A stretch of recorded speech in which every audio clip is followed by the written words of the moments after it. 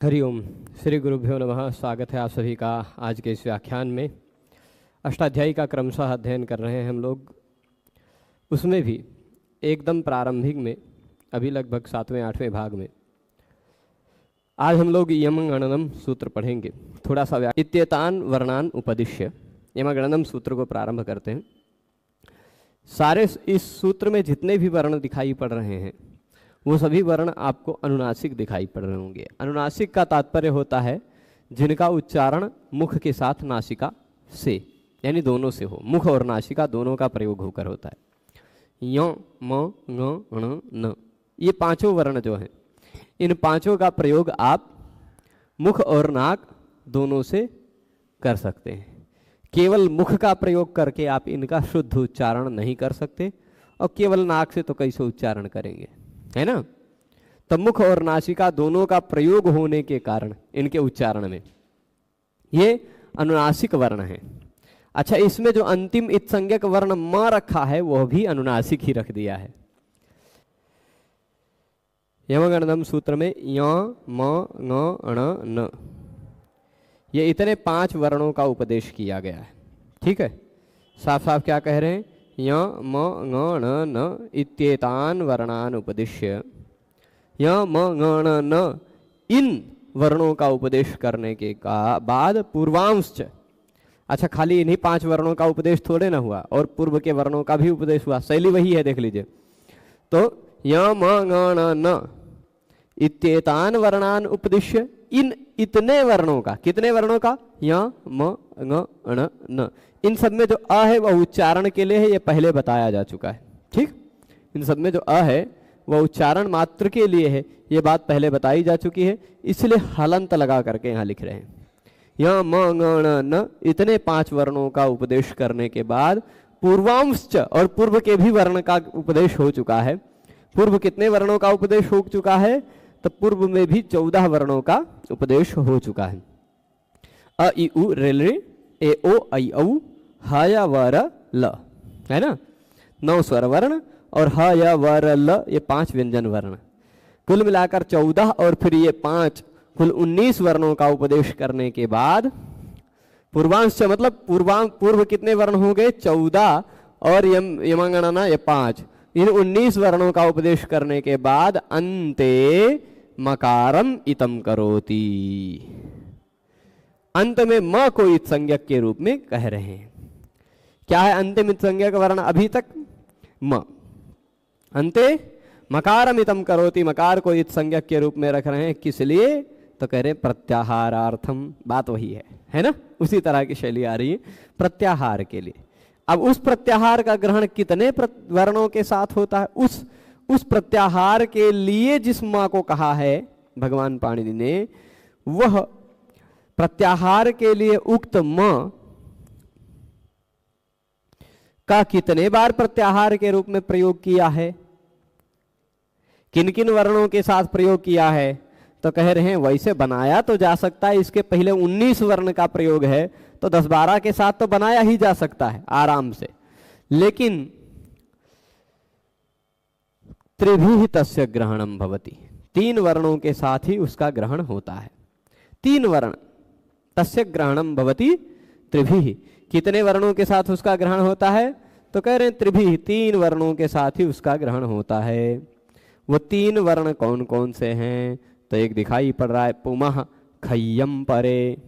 पुमः खय्यम परे सूत्र आप यदि लघु सिद्धांत कौमुदी इत्यादि पढ़ते होंगे तो उसमें ये सूत्र आपने पढ़ी होगी, है ना। अम्परक खय, अम्परक खय हो तो पुम के म को रू हो जाया करता है, पुम्स को किरह इत्यादि बनता है। ठीक है, पुमः खय्यम परे ये जो सूत्र है, इस सूत्र में अम प्रत्याहार दिखाई पड़ रहा है। दिखाई पड़ रहा है ना अम। पुमः खयि अम परे, तो अम परे खयि, अम हो पर में जिसके ऐसे को कहा जाता है अम पर। अच्छा, यहाँ ये बात समझ गए होंगे, पुमः खय्यम परे में अम दिखाई पड़ रहा है। अम में म जो दिखाई पड़ रहा है वह यमगणनम का म है। ठीक है, ए प्रभु, यह जो माँ है यही अम में है। ठीक है, तो अम में पुमः खय्यम परे में आ के साथ अम प्रत्याहार बना करके उसका ग्रहण किया गया है ना। अच्छा, हलो यमाम यमिलोपहा, इसमें यमाम यमी दोनों जगह यम एक प्रत्याहार बनाया। ये यम यमराज वाले नहीं हैं, या फिर वैदिक वाङ्मय में जो यम कहा गया है 4 प्रकार के, अघोष अल्प प्राण, अघोष महाप्राण, सघोष अल्प प्राण, सघोष महाप्राण, ये जो 4 प्रकार के कहे गए हैं वो भी नहीं हैं। ठीक है, तो कौन है, तो कह रहे हैं अम एक यम प्रत्याहार भी बनता है, हय वरट के य से शुरू करके यमगणनम के म तक। यम प्रत्याहार में कौन कौन से वर्ण आएंगे, य व र ल यम गण न। ठीक है, यवर ल यम गण न, इतने वर्ण आएंगे, कुल मिलाकर 9 वर्ण यम प्रत्याहार में आते हैं। ठीक है, 3 ही प्रत्याहार बनाया है पाणिनि जी ने। कितने प्रत्याहार बनाए हैं इस यमगणनम के माँ को लेके? 3 ही। एक अम प्रत्याहार बनाया, अयुण के आ के साथ ले लिया, तो अम प्रत्याहार बनाया तो बन गया कितने, आ ई उ रे ले ए ओ ऐ औ हय वर ल यम गण न, इतने वर्ण। ठीक, मतलब कुल 1900 वर्ण आ गए अम प्रत्याहार में। दूसरा प्रत्याहार बनाया यम, जिस यम प्रत्याहार में वर्ण आए 9, य वर ल यम गण न। ठीक है, और तीसरा प्रत्याहार बनाया उससे छोटा गम, गमो ह्रस्वादचि गमुन नित्यम, यहाँ गम प्रत्याहार दिखाई पड़ रहा ग के साथ, है ना। इसलिए कह रहे हैं हलो यमाम यम, पहले पुमः खम यम परे में अकार के साथ उसको ग्रहण करके अम प्रत्याहार बनाया, हलो यमाम यमीलोपह में यकार के साथ ग्रहण करके यम प्रत्याहार बनाया, गमो ह्रस्वादचि गमुन नित्यम में गकार के साथ गकारेण इति गकारेण ग के साथ ग्रहण करके गम प्रत्याहार बनाया, गम, है ना। और एक और प्रत्याहार भी बनता है, परंतु वह जो सूत्र है वो उणादि में कहा गया है। साफ साफ मूल अष्टाध्यायी के 8 अध्यायों के सूत्रों में नहीं है, उणादि प्रकरण है, उणादि पाठ है भगवान पाणिनि का। वहां उन्होंने उणादि प्रत्ययों में से एक प्रत्यय डू प्रत्यय करने के लिए यम प्रत्याहार भी बनाया है, यमांता डू। देख लीजिए, इसलिए इसके साथ साथ नंबर नहीं लगाया, 8 3 6 8 3 8 4 64 8 3 32, है ना, तीनों नंबर है। पर यमंता डुह में यमंता डह, डुह नहीं डह, ड प्रत्यय करते हैं, तो उसमें यम एक प्रत्याहार बना, यम गणन, ये इतने 5 अनुनासिक वर्णों का ग्रहण करने के लिए, है ना। यकारेणापि इति मतलब यमंता डह में इस सूत्र में यकार के साथ भी इसका ग्रहण दिखाई पड़ता है। ठीक है, केचित् तो सर्वाण्येतानि प्रत्याहार ग्रहणानि यकारेण भवन्त्विति मकारम अनुबंधम प्रत्याचक्षते, तथा सति गमो ह्रस्वादचि गमुन नित्यम इत्यत्र आगामी नोर्झभोः अभावात्। अच्छा, ये बात है, आगमिनोर्झभोरभावात् आगमाभाव प्रतिपत्तौ प्रतिपत्ति गौरवम भवति। ठीक है, यहाँ बात उठा रहे हैं कि एक काम करते हैं कि यमगणनम में जो म है ना, केचित कुछ लोग ऐसे हैं कह रहे हैं, यहाँ तक तो बात समझ में आ ही गई होगी कि आप सूत्रों को यदि 14 सूत्र याद कर लिए होंगे तो अब आप जान गए होंगे अयुण ऋलिक एवं अयोच है वरट लण यमगणनम, यहाँ तक हम पढ़ लिए हैं। यहाँ यमगणनम का जो म है उसका पुम के साथ ग्रहण कर रहे हैं, पुमः खय्यम परे में आ के साथ ग्रहण कर रहे हैं, हलो यमाम यमिलोपह में य के साथ ग्रहण कर रहे हैं, गमो ह्रस्वादचि गमुन नित्यम में ग के साथ ग्रहण कर रहे हैं। ठीक, और यमंताडह में य के साथ भी इसका ग्रहण किया गया है, ये बात, पर वो अष्टाध्यायी के सूत्रों में नहीं, मूल अष्टाध्यायी के सूत्रों में नहीं, उणादि के सूत्रों में है। वो उणादि क्या है, जब हम लोग तीसरा अध्याय पढ़ने लगेंगे, उणादेव बहुलम सूत्र पढ़ेंगे, तब उस पर विस्तार से व्याख्या करेंगे। मतलब वह भी पाणिनि जी की ही रचना है उणादि सूत्र। ये ऐसा भी लोगों का मानना है और कुछ लोगों का यह मानना है कि यह बाद में शाकटायन नाम के व्यक्ति ने लिख दिया। दोनों मान्यताएं हैं, पर ठीक है, उसमें भी एक प्रत्याहार यम प्रत्याहार कहा गया है। वो जब उणादेय बहुलम हम करेंगे तो हम आपको यह सिद्ध करके बताएंगे कि वो भी पाणिनि जी की ही रचना है। ठीक है, तो अब ग के साथ चार वर्णों के साथ चार प्रत्याहार कुल मिलाकर बना जा सकता है, लेकिन अष्टाध्यायी सूत्रों में तीन प्रत्याहार ग्रहण किया है। ठीक है, अब कुछ लोगों का मत है, यहां से केचित्तु से समझने का प्रयास कीजिएगा। केचित्तु से जो बात कह रहे हैं वही मेन इस सूत्र में खाली है। कुछ लोग कह रहे हैं कि सर्वाणि एतानि प्रत्याहार ग्रहणानि, ये जो सभी प्रत्याहार ग्रहण किया गया कौन कौन सा, अम यम ngम यम, ये जो चार बनाया गया, ये चारों के चारों प्रत्याहार या के साथ चले जाएं तो क्या दिक्कत है। या के साथ कौन से या भाई, यमगणनम सूत्र के बाद कौन सा सूत्र है, ये देखिए यम गणनम है ना, झभाई। तो कुछ लोग ऐसा आ जाते हैं, केचित्तु मतलब कुछ लोग कहते हैं कि ये जो हम माँ को इत संज्ञक रख करके, एक माँ को एक्स्ट्रा वर्ण बना करके, माँ को एक अतिरिक्त रख करके इत संज्ञक वर्ण के रूप में एक काम करते, 13 ही सूत्र बनाते, या भी हल जब आएगा तो उसको भी हटा करके कह देते कि 12 ही सूत्र बनाते। यमगणनम की जगह ये माँ हटा देते, ऐसा सूत्र हो जाता यमगणना झभ, यमगणना झभ, है ना। जैसे खफा छठा था चटा तब, इतना बड़ा सूत्र है तो यमगणना झभई ऐसा सूत्र भी बनाया ही जा सकता है। जब खफ छठ थ चट तब 8 1 9 वर्णों का जब सूत्र हो सकता है तो ये 8 वर्ण का काहे नहीं हो सकता है ना, समझ रहे हैं।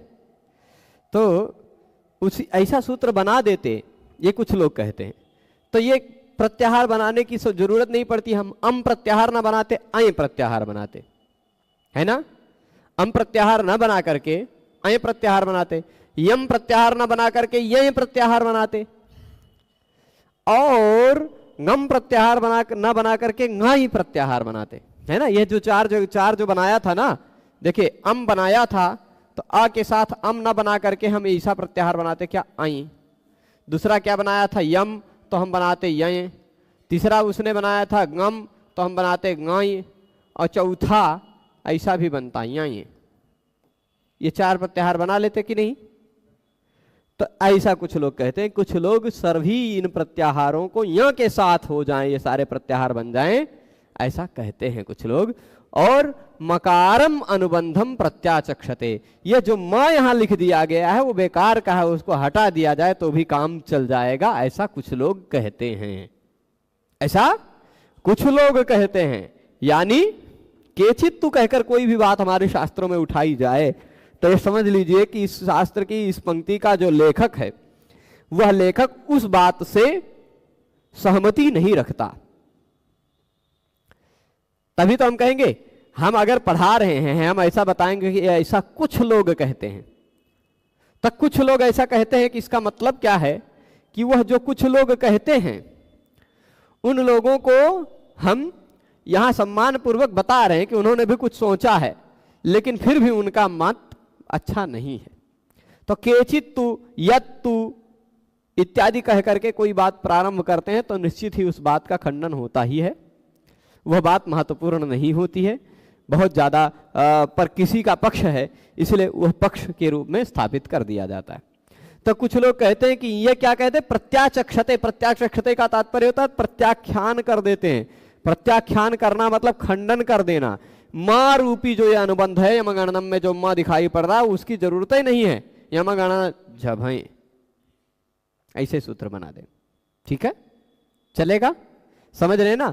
तो माँ को अनुबंध के रूप में प्रत्याख्यान करने लग जाते हैं कुछ लोग। जब माँ का अनुबंध के रूप में प्रत्याख्यान करने लग जाएंगे तो यमगणना झभ ऐसा ही सूत्र बनेगा। और तथा सती, है ना, तथा सती यमो ह्रस्वादचि गमो ह्रस्वादचि गमो नित्यम। अब ऐसी स्थिति में क्या होगा, ये एक सूत्र है गमो ह्रस्वादचि गमो नित्यम, ठीक है। ये और हो सकता है हलो यमाम यमिलोपा में यम में कोई दिक्कत ना आती हो सकता है कि ये क्या कहते हैं अम छत्वमीति वाच्यम अथवा अम इत्यादि पुमः खय्यम परे में अम में हो सकता है कोई और दिक्कत ना आए, पर ये तो दिक्कत आएगी ही। कौन सी? गम। गम प्रत्याहार में क्या क्या आते हैं? ङ, ण, न, इतने ही वर्ण आते हैं ना गम में। लेकिन यदि यमगणनम में म ना होता तो यह गम प्रत्याहार भी ना होता, और गम प्रत्याहार ना होता तो गई प्रत्याहार बनाया पड़ता झभय सूत्र तक के यहाँ तक। तो इसमें दो वर्ण एक्स्ट्रा भी आ जाते। कौन कौन से? एक झ, दूसरा भ आ जाता कि नहीं? ये बात समझ रहे हैं? तो अब यही गमो ह्रस्वादचि गमुण नित्यम इत्यत्र आगमिनो हो झभो हो, गमो ह्रस्वादचि गमुण नित्यम सूत्र में गम प्रत्याहार ना रह करके गई प्रत्याहार बन जाता और वहां आ जाते झ और भ भी। लिखिए, दिखा दिया कि नहीं? आगमिनो हो झभो हो, पंक्ति समझ में आ रही ना? तो यहां इस सूत्र में आ जाते झ और भ, जो कि झ और भ का अभाव है ना? झ और भा का वास्तविक रूप में अभाव है। झ और भा की वहां आवश्यकता नहीं है गम में, है ना? फिर भी वो भी आने लग जाते। तो उनके आगम का अभाव होने के कारण, अब देखिए झ में अब गमुट में ग अगर रहता है तो हम आगम करते हैं गुट, है ना? णा रहता है तो हम आगम करते हैं णुट, और ना रहता है तो हम आगम करते हैं नुट। ऐसा तीन आगम करते हैं, है ना? प्रत्यंगात्मा, सन्नच्युत, सुगणनीशः और सन्नच्युतः, ये उदाहरण हमने संधि सामान्य रूप से पढ़ी है वहां पर लघु सिद्धांत कौमुदी पढ़ते समय, पर वो बहुत जरूरी नहीं। अब इसी आधार पर यदि गमो ह्रस्वादचि गमुण नित्यम न होता तो गयो ह्रस्वादचि गयुण नित्यम होता। गम प्रत्याहार तो होता नहीं ना, तो गयुण होता तो यहाँ झ को झुट करना पड़ता हमको, झुट, और भा को भुट, ऐसा भी आगम होने लग जाता है कि नहीं?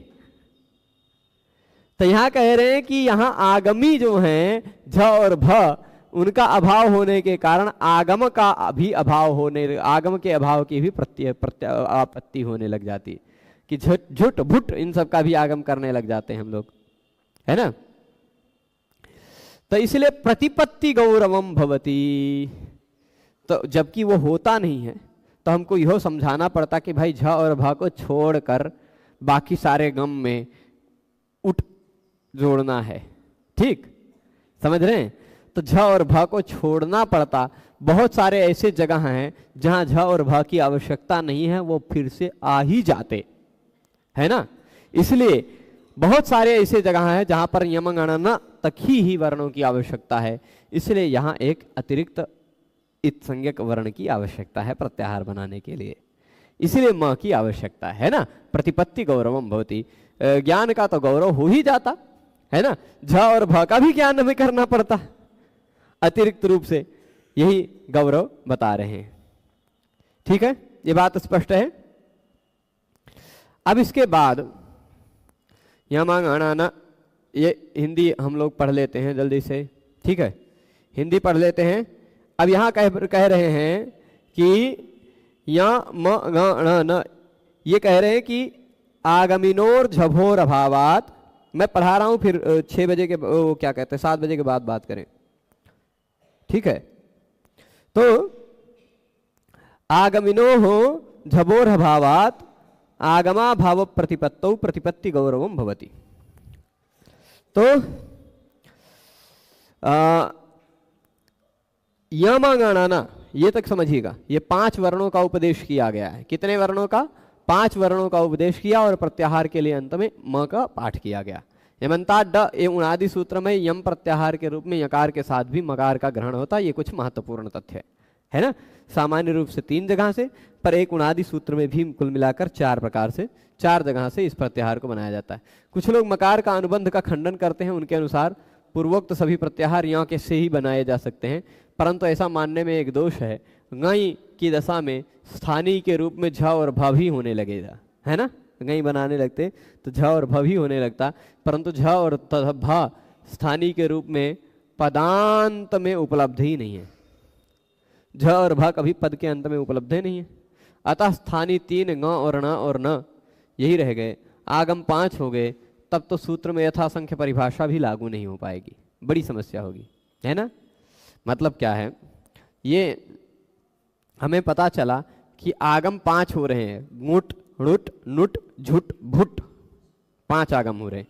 और शब्द के अंतिम वर्ण के रूप में खाली ग रह सकता है, ण रह सकता है, न रह सकता है, ये तीनों रह सकते हैं।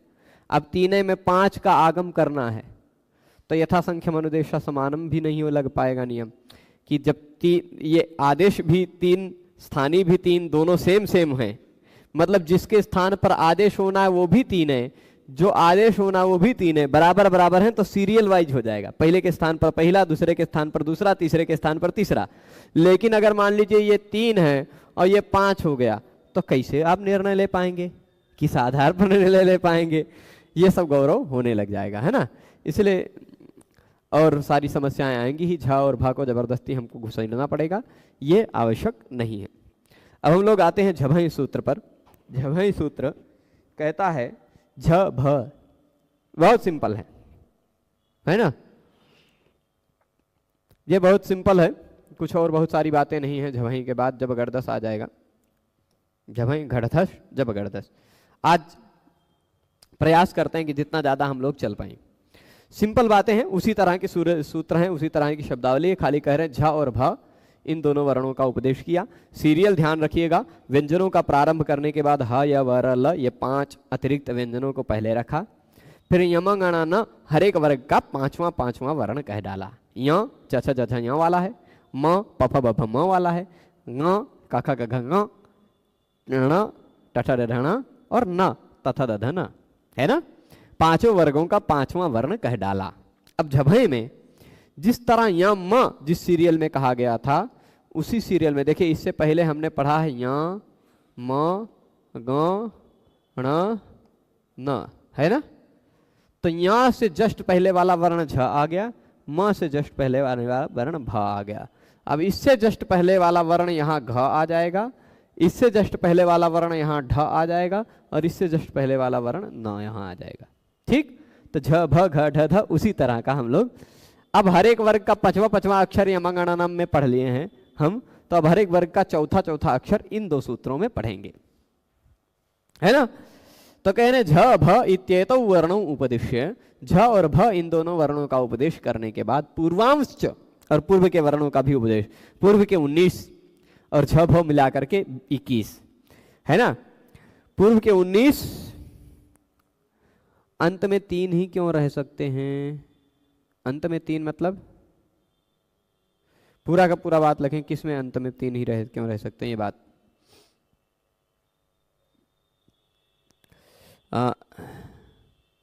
चलेगा। तो मैं बता रहा था झ और भ, है ना।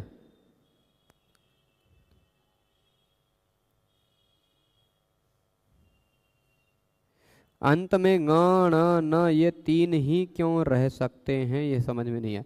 देखिए सामान्य रूप से किसी भी शब्द का अंतिम वर्ण भ होता है क्या, संस्कृत जगत में ऐसा कोई शब्द अंतिम वर्ण के रूप में भ आता हो, अंतिम वर्ण के रूप में झ आता हो, ऐसा मिलेगा ही नहीं, संभव ही नहीं है। क्यों? उसका कारण यह है झलाम जशोंते, शब्द के अंतिम वर्ण में झल आता हो तो उसके स्थान पर उसी वर्ग का तीसरा अक्षर जश हो जाया करता है, ठीक है, ये नियम।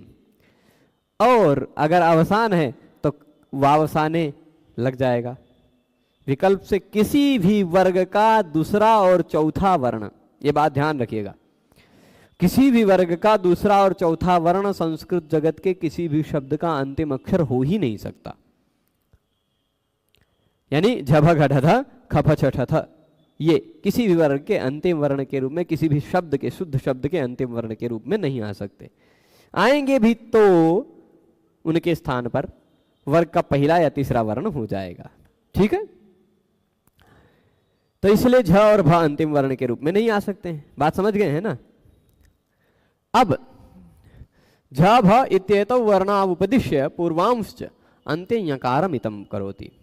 पूर्व के 19 वर्ण, पूर्व कितने हो गए हैं 19, और ये दोनों 21 वर्णों का उपदेश करने के बाद, 21 वर्णों के बाद अंतिम में य को इत संज्ञा किया है। य का इत संज्ञा किया है किस लिए? प्रत्याहारार्थम, प्रत्याहार के लिए। तो प्रत्याहार के लिए इत संज्ञा तो की, पर उसका कितना प्रत्याहार बनता है ये भी बता दीजिए। तो कह रहे हैं तस्य ग्रहणम भवत्येकेन, उसका ग्रहण एक ही प्रत्याहार से होता है, उसका ग्रहण केवल एक ही वर्ण के साथ होता है, एक ही वर्ण के साथ। अतो दीर्घो यई इति यकारेण, अतो दीर्घो यई इस सूत्र में य के य के साथ उसका ग्रहण होता है। ठीक है। और किसी के साथ आए बनाना चाहें, ईय बनाना चाहें, ऊय बनाना चाहें, बनाया जा सकता है, लेकिन पाणिनि भगवान ने उनका अपने सूत्रों में लाघव की दृष्टि से प्रयोग नहीं किया है, कि ऐसा कोई उनको शब्द बनाने में काम नहीं आया कि और चलो एक छोटा प्रत्याहार बनाया जा सकता है। अच्छा प्रश्न है ध्रुव जी का कि ङ य ण न म इस क्रम से क्यों नहीं, यम गण न इस क्रम से क्यों है ना। क्रम आप अब इसी तरह फिर कहेंगे झ भ घ ढ ध क्यों है, घ झ ढ ध भ क्यों नहीं, यानी वर्ग के अनुसार। ठीक है। देखिए वर्गों का वर्गीकरण बाद में हुआ है, वर्ग तो बाद में बनाए गए, पहले मूल रूप से सभी वर्ण निकल कर आए हैं, है ना। और यदि ग य ण न म हम करते तो ngम प्रत्याहार बनाने में य और ण भी आ जाते, नहीं य और म भी आ जाते, जो आवश्यक नहीं है। ठीक है। ये पाणिनीय व्याकरण में मैं आपको बताया हूं, इस 14 सूत्रों में किसी भी प्रत्याहार, किसी भी वर्ण को आप आगे पीछे कर ही नहीं सकते। चलिए हम लिख देते हैं यहां आपके कहने के अनुसार य म ङ ण नम ऐसा बनाते मान लीजिए, है ना। अब हमें ngम प्रत्याहार बनाना है तो ngम में ङ ण न खाली तीन ही का ग्रहण करना है, तीन ही वर्ण की आवश्यकता है ना। जब तीन ही वर्ण की आवश्यकता है तो यदि हम पहले कवर्ग का होने के कारण इस ङ को पहले रखते और ngम प्रत्याहार बनाते तो उस ngम प्रत्याहार में य भी आता, म भी आता, ङ भी आता, ण भी आता, न भी आता, सब आता कि नहीं। इसलिए य म को एक्स्ट्रा जो थे जिनकी आवश्यकता नहीं उनको पहले करके ङ ण न को बाद में रख दिया गया। ठीक है।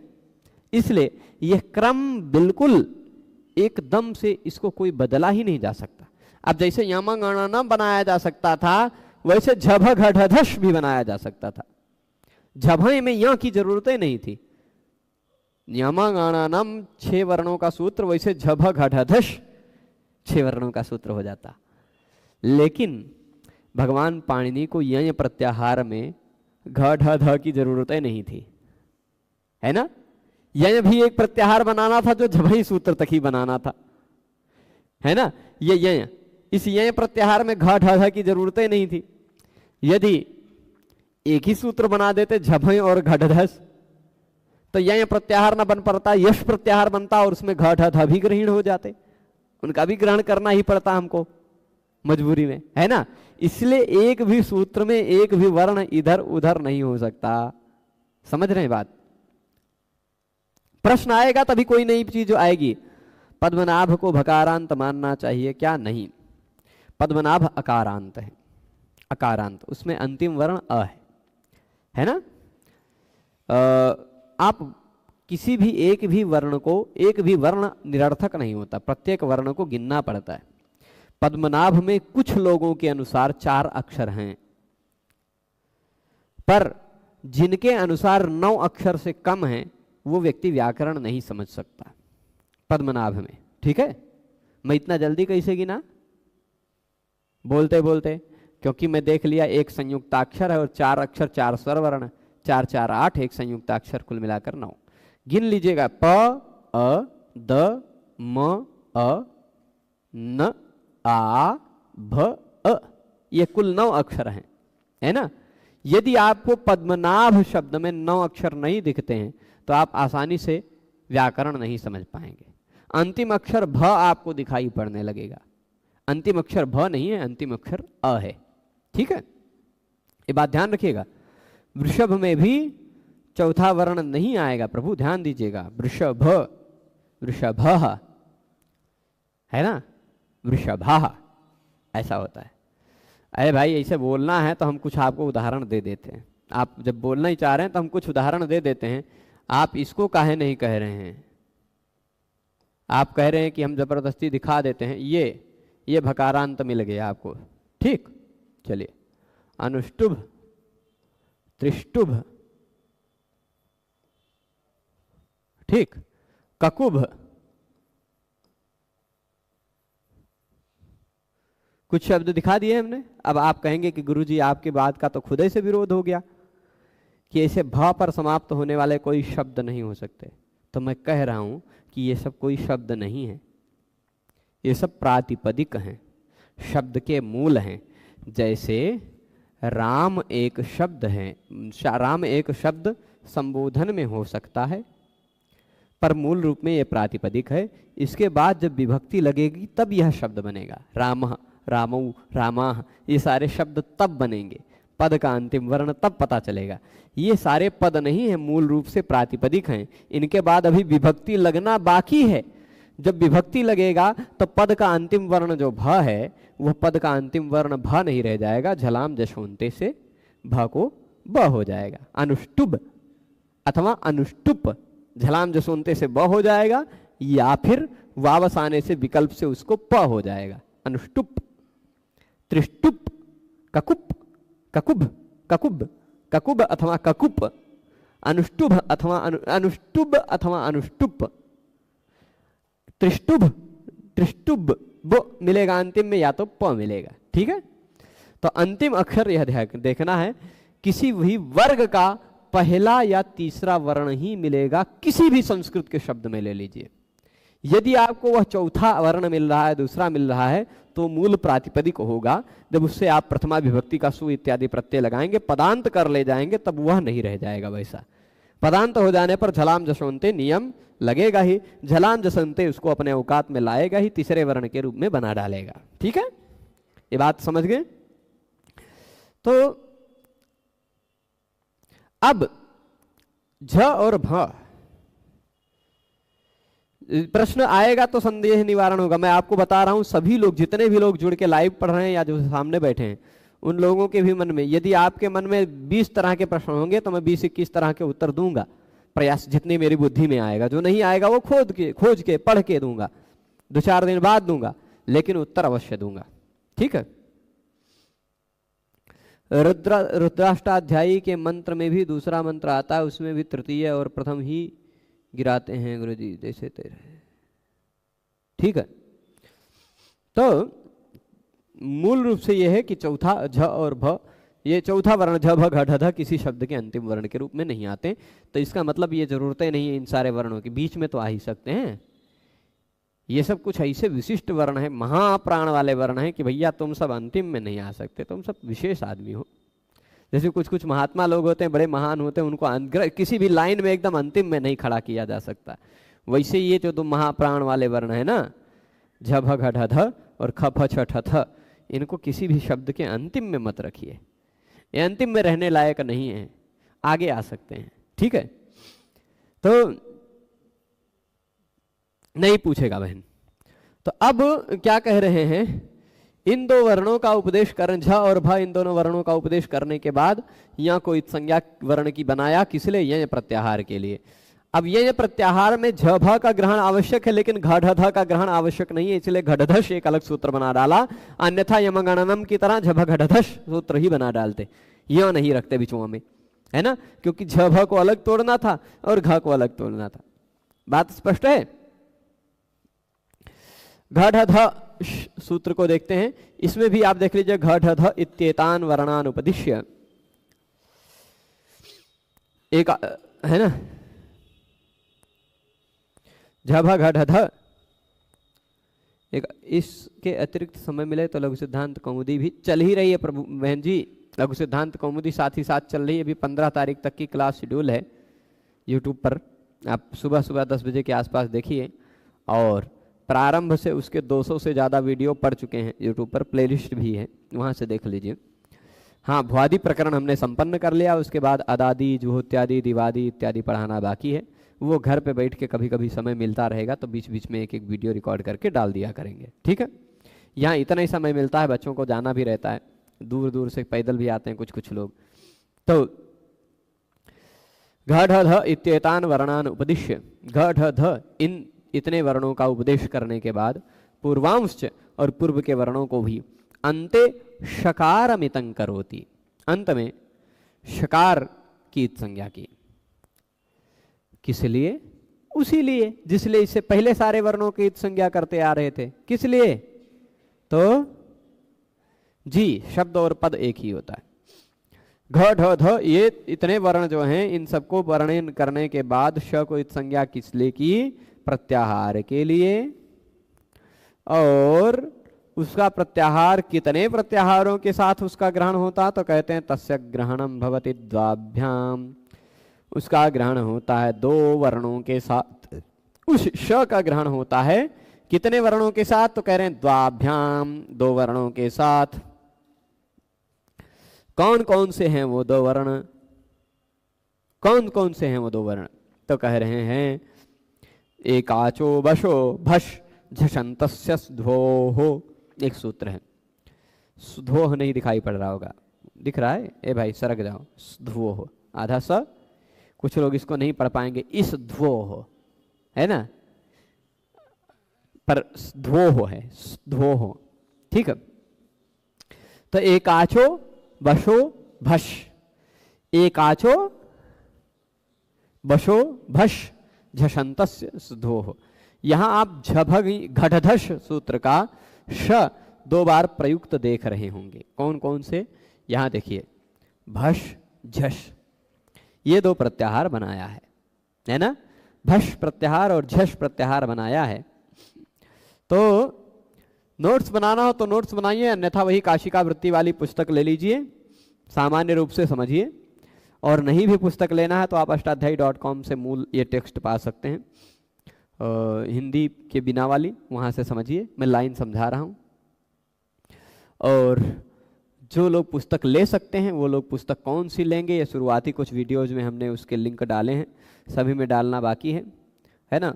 बार बार लिंक कॉपी पेस्ट करके डालना पड़ता है, और क्लास भी शेड्यूल करो, उसका लिंक भी डालो। शायद पढ़ा हो कि नहीं कह नहीं सकते, देख लेता हूँ, शायद हो सकता है इसके डिस्क्रिप्शन में उसका लिंक है।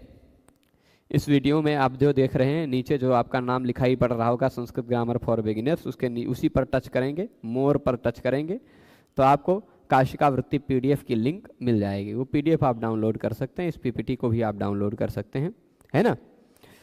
तो है ये व्यवस्थाएं, जितनी व्यवस्था मैं कर पाता हूँ। सरल संस्कृत व्याकरण.com पर भी ये सारी कक्षाएं मिल जाएंगी आपको, सरल संस्कृत व्याकरण ऐप पर भी ये सारी कक्षाएं मिल जाएंगी, संस्कृत गंगा पर भी मिलनी ही लगी हैं सारी कक्षाएं। और उसके साथ साथ गुरुजी जब आ जाएंगे तो गुरुजी के भी चैनल पर आने लगेंगी सारी सामग्री। आप लोग अपने भी चैनल पर इसको डाउनलोड करके डाल सकते हैं, ठीक है। तो सामग्री उपलब्ध कराना, अधिक से अधिक लोगों तक पहुंचाना, यह लक्ष्य है, ठीक है। तो चलिए, एकाचो बशो भस झसन्तस्य स्ध्वोः। एकाच, ये बश और यहाँ भश और झश दिखाई पड़ रहा है, भश और झश ये द्वितीय प्रत्याहार बनाए हैं, है ना। तो भश और झश ये दो प्रत्याहार बनाया गया है। इन दोनों प्रत्याहारों में आप देख लीजिए, भश भ घ ढ ध ये चार वर्ण आ जाएंगे, झभय के भ से शुरू करके घटधश के श तक। तो भश में भ घ ढ ध आ जाएगा और झश में झ भ घ ढ ध आ जाएगा, है ना। ये द्वितीय प्रत्याहार इससे बना है, ठीक है।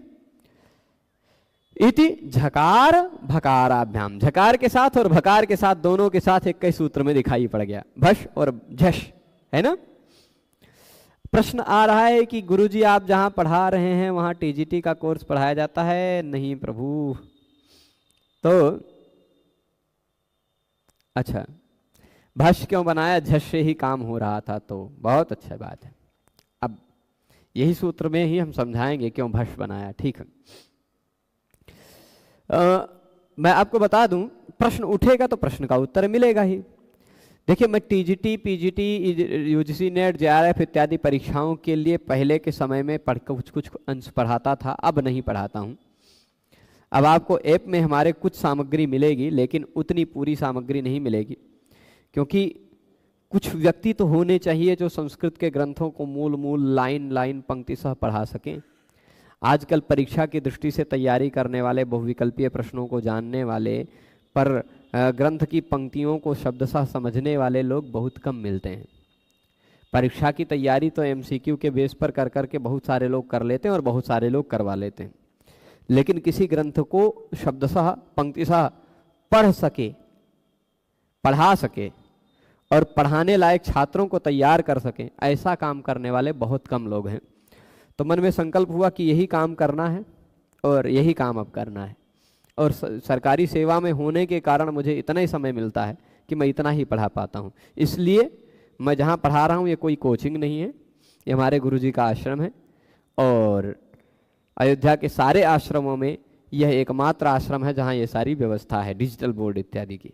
और कहीं ऐसी व्यवस्था नहीं है जहाँ से इस पद्धति से पढ़ाया जाता हो। ठीक है, और ये यहाँ से हमेशा आप सबको, जब तक ये सिस्टम जीवित रहेगा या ये व्यक्ति जीवित रहेगा तब तक नहीं, ये व्यक्ति जीवित रहेगा, ये सिस्टम तो मर भी जाएगा तो भी कोई दिक्कत नहीं, तब तक आप लोगों को निःशुल्क कक्षाएं मिलती रहेंगी। ठीक है, पर ग्रंथों की मूल पंक्तियों को समझना है। एक आचो ये कह रहे हैं, प्रश्न उठा है कि भाष्य क्यों बनाया जब झष से ही काम चल जाता। उसका उत्तर इसी सूत्र में है। देखिए यह क्या कहता है, देखिए शब्द का अंतिम वर्ण होना चाहिए झष, किसी भी शब्द का अंतिम वर्ण क्या होना चाहिए, झष, शब्द नहीं अंग का। उसके बाद प्रत्यय का पहला वर्ण होना चाहिए स अथवा ध्व, स प्रत्यय का पहला वर्ण हो स अथवा प्रत्यय का पहला वर्ण हो ध्वा।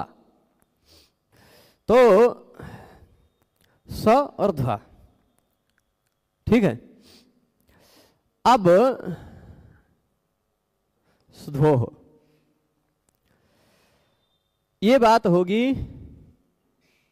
एकाचो वशोभस, प्रत्यय का पहला वर्ण ये स और ध्व हो गया, शब्द का अंतिम वर्ण हो गया झष। यदि ऐसा हो तो शब्द नहीं धातु, और वह धातु हो एकाच एक स्वर वर्ण वाला, तो उसके बश के स्थान पर भश हो जाता है। किसके स्थान पर, बश के स्थान पर भश हो जाता है। अब बश और भस क्या है ये मैं यहां लिख देता हूं, ब ग ड द, ये बश है ना, जब गडदश के ब ग ड द, ये बश। इसके स्थान पर हो जाता है भश, तो भश ये मैं यहां लिखूं, निचवा लिखूं तो ज्यादा सही दिखेगा, थोड़ा सा इनको ऊपर करके नीचे ही लिखता हूं जिससे जगह मिले। देखिए ये है ब ग ड और द, ये बश हैं, इसके स्थान पर हो जाता है भश, भ घ ढ ध, बश के स्थान पर भश, बश के स्थान पर भश हो जाता है। प्रत्यय का पहला वर्ण स हो अथवा ध्व हो तो, ठीक है। अब आप बताइए, अब बगडद भगढध, ये बात हुई। यदि झष प्रत्याहार होता तो हम कहते कि बस के स्थान पर झभगढध होता। हम भष प्रत्याहार न बनाते तो झ को भी करना पड़ता, किसके जगह पर लाते, किसके जगह पर लाते आप झ को, है ना। चार इधर पांच हो जाते झष प्रत्याहार से ही, यदि आप काम चलाने लगते तो आप कहते नहीं इधर झस है तो इधर हम जस रख देते, ज भी रख देते इधर, तो भाई ज के जगह पे आप जो झ करने लग जाते वह शुद्ध नहीं होता। इन चार वर्णों के स्थान पर यह चार वर्ण हो सकते हैं, इसके स्थान पर यह नहीं हो सकता, ठीक है। इसलिए ये चार ही वर्ण आवश्यक हैं, इसलिए भष प्रत्याहार बनाना पड़ा, ठीक। ये चार ही वर्ण आवश्यक हैं, इसलिए बश प्रत्याहार भी बनाना पड़ा, जो अगले सूत्र में हम पढ़ेंगे, अगले सूत्र में जब गडदश पढ़ते समय पढ़ेंगे, ठीक है। तो ये बात ध्यान रखिएगा। कभी कभी भगवान पाणिनि को दो वर्ण की, तीन वर्ण की ही आवश्यकता होती, उन्हीं का काम करना होता, उन्हीं वर्ण के स्थान पर कार्य करना होता है, तो ये काम चलता है, ठीक है। प्रश्न ये कई बार आया है, वीणा पाणौ यस्य सौ यस्य सह वीणा पाणि। देखिए एक बार सप्तमी विशेषण बहुब्रीहौ सूत्र पढ़ लीजिए, मैं आपको बता रहा हूं, ठीक है। सप्तमी विशेषणे बहुव्रीहौ।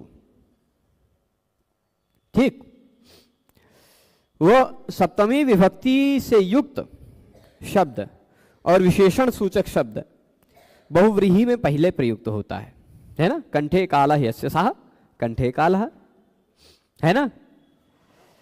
अब वीणा पाणौ यस्य सः, वीणा पाणी करने लग जाएंगे यदि आप, तो पाणी वीणा क्यों नहीं बनेगा? पाणी शब्द सप्तमी विभक्त्यंत है, उसका पहले क्यों नहीं प्रयोग होगा? सप्तमी विशेषणे बहुव्रीहौ के अनुसार। खाली मैं प्रश्न उठा रहा हूं, ठीक है। और उसका उत्तर यही है कि वीणा पाणी ही बनेगा स्त्रीलिंग में भी। क्या स्त्रीलिंग में मति, रुचि इत्यादि शब्द नहीं बनते हैं? बनते ही हैं, ठीक है। अथवा यदि आप जबरदस्ती बनाना चाहें तो सर्वतोक्तिन्नर्थादित्य के से जबरदस्ती करके ई दीर्घ भी बना लीजिए गीश करके। पर फिर भी एक उदाहरण, किसका उदाहरण? एकाचो बशो भस का उदाहरण चाह रहे हैं क्या आप? वो बश के स्थान पर भस हो जाता है जो, ठीक है भाई, उसका भी उदाहरण दे देते हैं। एकाचो बशो भस झसंतस्य धोह, हाँ, दुह है बहुत विचित्र। चलिए, हाँ, बुध धातु आप देख लीजिए, बुध धातु दे दें या दुह धातु दे दें? दुह धातु दे देते, है ना, दुह।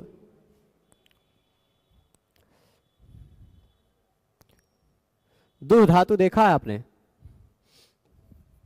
दुह धातु में जब हम लृट लकार लगाएंगे, लृट लकार भविष्य काल का रूप बनाना चाहेंगे, दुह धातु दोहन अर्थ में, पूर्ण करने के अर्थ में, भरने के अर्थ में। इससे जब हम लृट लकार का प्रत्यय लगाएंगे ना, तो लृट लकार का प्रत्यय लगाने पर एक काम होगा। क्या? वह लृट लकार में आप जानते होंगे पठिष्यति, गमिष्यति, खादिष्यति, पास्यति इत्यादि बनता है ना। यानी आप ये जानते हैं कि स्यति प्रत्यय लगता है, वो कैसे लगता है वो हम भविष्य में पढ़ेंगे। लृट लकार में सामान्य रूप से स्यति प्रत्यय रहता है। अब देखिए, यह एकाच है, यह धातु कैसा है? एक स्वरवर्ण वाला है। एकाच मतलब एक स्वरवर्ण है जिसमें वह एकाच। इसमें कितने स्वरवर्ण हैं? एक, दो, द, उ, ह, तीन वर्ण है, लेकिन स्वरवर्ण तो एक है, उ, है ना। तो एकाच है। उसके बाद एकाच होना चाहिए, साथ ही साथ झषंत भी होना चाहिए। झषंत, झषंत यानी उसका अंतिम वर्ण झष होना चाहिए। झ भ घ ढ ध, तो अभी झ भ घ ढ ध है नहीं, इसको ह को हम कर देंगे हो ढा से ढ कर देंगे। नहीं, ढ नहीं होगा, दादेर धातु घ, इस सूत्र से घ हो जाएगा। होठा सब जगह लगता है, धातु का पहला वर्ण द हो तो घ हो जाता है, ठीक है। तब ये दुघ हो गया, दुह जो था वो दुघ बन गया, ठीक है। अब इसका वर्ण, अंतिम वर्ण देखिए झष है कि नहीं, एकाच है कि नहीं? यह एकाच भी है, झषंत भी है। इसके बाद प्रत्यय का पहला वर्ण स हो अथवा ध्व हो, ध्व प्रत्यय हो, तो यह प्रत्यय का पहला वर्ण स है। तो यह नियम लग रहा है, यह कहेगा उस एकाच धातु के बस के स्थान पर भस कर डालो। अब इस एकाच धातु में बस क्या है? बस मतलब ब, ग, ड, द, यही चार हैं बस। इसमें देखिए कौनो दिख रहा है? इस लिस्ट में द दिख रहा है। इस द के स्थान पर भस करना यानी ध कर देना है। तो ये जो दुह दिखाई पड़ रहा था वह दुह नहीं रह गया, ये हो गया धुघ, ठीक है। धुघ स्यति, इस धुघ के धु को आप गुण करके धोघ कर देंगे। और किसी भी प्रत्यय का पहला वर्ण यदि खर हो, खर मतलब वो घास खाने वाला खर नहीं, खफ छठ थ चट त कप श स, ये हो, ठीक। तो मैंने कहा था कि अंतिम वर्ण चौथा वर्ण आएगा नहीं, उसके स्थान पर खरीच से, ये अंतिम वर्ण यद्यपि नहीं है फिर भी खरीच से घ के जगह पे क हो जाएगा, धोक्ष्यति। इतना हुआ। क और स, क के बाद दंत स आता है तो उसको क्ष हो जाता है, मतलब श नहीं होता, श होता है, और क और श जुड़कर क्ष हो जाता, धोक्ष्यति। दुह धातु का रूप धोक्ष्यति बनता है, वो इसी का कमाल है। बुध धातु का भोत्स्यते रूप बनता है, भोत्स्यति। बुध है, हो गया भोत, ब को भ हो गया। ये सारा काम उसी का कमाल है, ठीक है। तो अब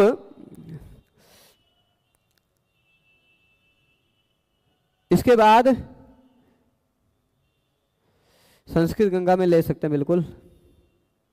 हाँ, अब देखिए ये बात समझ में आ गई होगी। एकाचो वशो भस्यसंतस्वे सुधोह, इसको अब यहां लेते हैं 1 मिनट। झभ घढ़ध, इस घढ़ध सूत्र में झघढ़ध इत्येतान वर्णान उपदिश्य पूर्वांश अंते शकारमितम करोति प्रत्याहारार्थम। ये बात हो गई होगी कि घढ़ध इन तीनों वर्णों का उपदेश करके और पूर्व के वर्णों का भी उपदेश करके अंत में शकार को संज्ञक वर्ण के रूप में रखा है प्रत्याहार के लिए। उसका प्रत्याहार का ग्रहण होता है दो वर्णों के साथ। एकाचो वशो भस्यसंतस्वे सुधोह, इसी एक ही सूत्र में भश और झश में भ और झ के साथ उसका ग्रहण कर लिया गया है शाका। ठीक है, बन जाएगा इति झकार भकाराभ्याम, झ के साथ और भ के साथ उसका ग्रहण है। अब घढ़ध इन तीनों वर्णों का उपदेश किया गया है। अंत में प्रत्याहार के लिए श का इत संज्ञक का ग्रहण किया गया है। इस शकार का 2 बार ग्रहण होता है। एक देखने के लिए सूत्र ये है, इसमें भश के रूप में भकार के साथ तथा झश के रूप में झकार के साथ।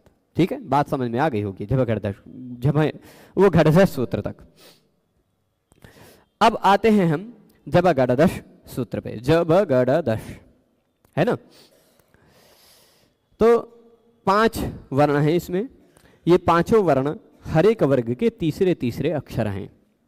अभी इससे पहले के जो 2 सूत्र में हमने देखे झभय और घढ़धस, उसमें हर एक वर्ग के चौथे चौथे वर्ण थे।